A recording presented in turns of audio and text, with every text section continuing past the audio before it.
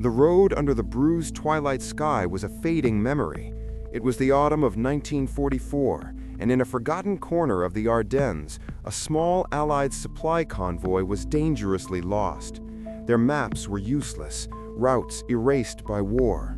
The radio spat only dense, woolly static. In the lead jeep, Sergeant Miller, his face a mask of weary vigilance, squinted at a bullet-riddled signpost and made a decision. A left turn onto a narrower, pine-lined lane promising a shortcut. It was a decision that would detach them from the very fabric of their world. The forest changed.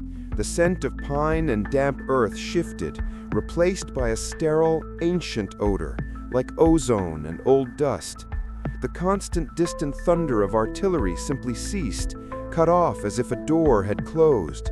The only sound was the obscenely loud grind of their own engines. Private Ellis, the youngest, voiced the dread chilling them all.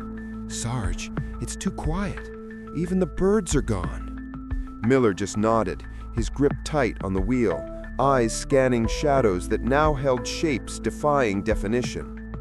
Then the trees parted. They emerged onto a cobblestone street, rattling into a perfect, pristine, and utterly silent European town. Gas lamps cast warm pools of light on neat gabled houses with bright geraniums. A bakery, a tailor's shop, a square with a dry fountain. The silence was absolute, a physical weight. No faces peered from windows. Captain Walsh's tense voice crackled over the radio. "Miller, this place isn't on any map. Grid coordinate from nonsense. Recommend immediate about face." But it was too late. As the last truck cleared the square, the road behind them was gone. In its place stood a solid wall of ancient gnarled oaks, trunks fused together as if grown for centuries, a seamless barrier. This wasn't enemy action. They were trapped in a postcard from a world that shouldn't exist. Ellis pointed a trembling finger. "The water! Look!" In the fountain's basin, water flowed upwards in delicate, impossible ribbons, defying gravity. The laws of physics here were forgotten. Miller ordered the men to hold position, weapons ready, an absurd gesture against the civilized silence. Then a sound, a deep, resonant church bell tolling the hour. It struck 7 times, and as the final note faded, it began again. 7 tolls, and again a perpetual looping 7th hour.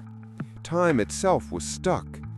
As this realization dawned, the bakery door creaked open on its own. Inside, a loaf sat warm on the counter, a cup of coffee steaming beside it. But the heat was spectral, a memory of warmth. This town wasn't abandoned. It was a memory so powerful it had solidified. Whose memory? And why had it called them here?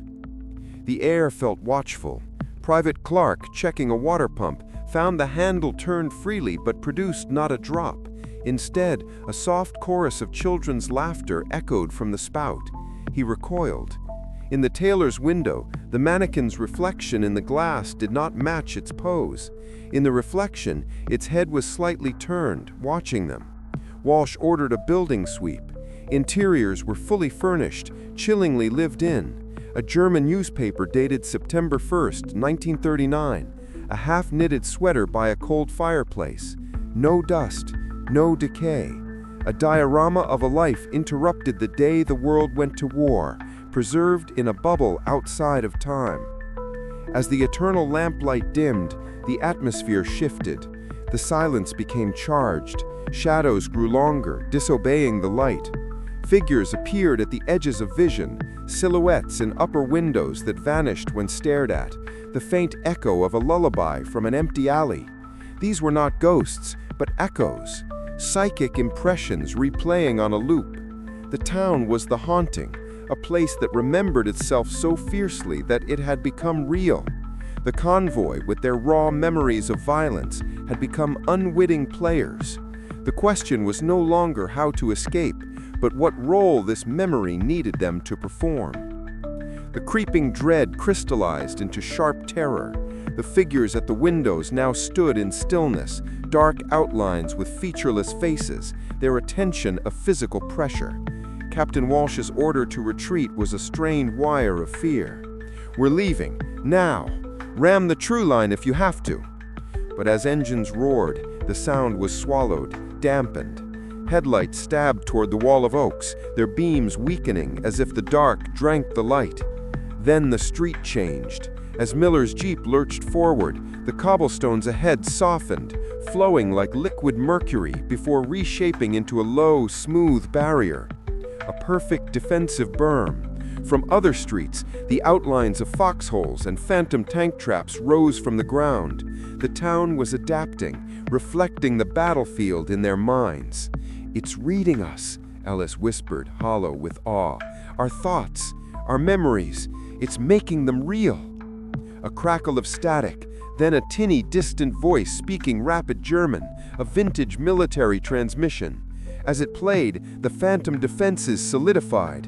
Dark silhouettes in windows now held the shapes of rifles. The town was casting its roles. The soldiers, without a word, brought their own weapons up, taking cover. The air grew thick and cold. A low murmur began, the sound of a phantom crowd, ghostly hoofbeats, a distorted marching band tune. The past was tuning itself to their frequency. The confrontation was not with bullets, but with memory. As the German transmission peaked, a figure materialized in the square. It was an impression woven from twilight, wearing a World War I uniform, flickering like a faulty newsreel. He did not aim his rifle, but stared, his face a blur of anguish. Behind him, more shapes coalesced, a woman in a period dress holding a child, a farmer with a handcart, all transparent, flickering with silent, desperate energy. Miller understood with a jolt. This wasn't 1944. This was 1914, the day the men marched out never to return.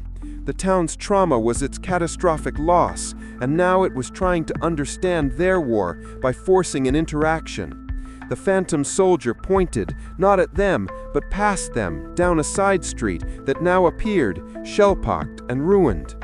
Driven by desperate instinct, Miller broke from cover. "Follow that!" he yelled. He didn't run toward the specter, but in the direction it indicated, a path opened by the town's sorrow. The convoy lurched forward, plunging deeper into the manifested nightmare. Pristine facades melted into bombed-out skeletons of homes, the air smelling of cordite and old smoke. They were driving through the town's prophetic vision of its own destruction, a future it had feared. The sky churned with clouds glowing the false orange of a firestorm. The street ended at the church. Its spire was cracked, but the great oak doors stood open. Inside, by the light of 100 phantom candles, the flickering congregation of echoes was gathered in a frozen tableau of farewell. This was the core, the psychic wound, the moment of final goodbyes. To go further meant risking becoming part of it forever. Walsh looked at his men, their faces pale in the spectral light, and made a choice of acknowledgement, not command. He stepped out, laid his sidearm gently on the cobblestones, and walked toward the doors not as a soldier, but as a man. One by one, the others followed, disarming. They were no longer an invading force, they were witnesses. As they crossed the threshold, the scene shifted. The phantom townsfolk turned, their faces now gentle and sad. The lullaby swelled from 100 whispered voices. The World War I infantryman nodded, as if a message had finally been received. He raised the translucent hand and pointed to the church's rear wall. The solid stone dissolved into the deep dark green of the Ardennes Forest. A real path, littered with pine needles, was visible. The way out was not behind them, but through the heart of the trauma. Walking single file, leaving their vehicles and weapons behind as offerings, the men passed through the archway of stone and root. The sterile air gave way to the rich scent of damp soil and living pine. The crushing silence broke into the sounds of the forest, an owl, the wind, and far in the distance, the familiar rumble of artillery. They stumbled onto a dirt track. Turning back, they saw only endless trees. Their watches showed mere minutes had passed. Their report was logged as temporary disorientation. They never spoke of it officially again. But on certain still nights, each would feel a chill and hear, just for a second, the clear looping toll of a church bell, striking 7. They had not escaped a place, but a moment in time that had lost its way, learning that some echoes never fade. They just wait in the quiet corners of the world for someone who is lost enough to listen.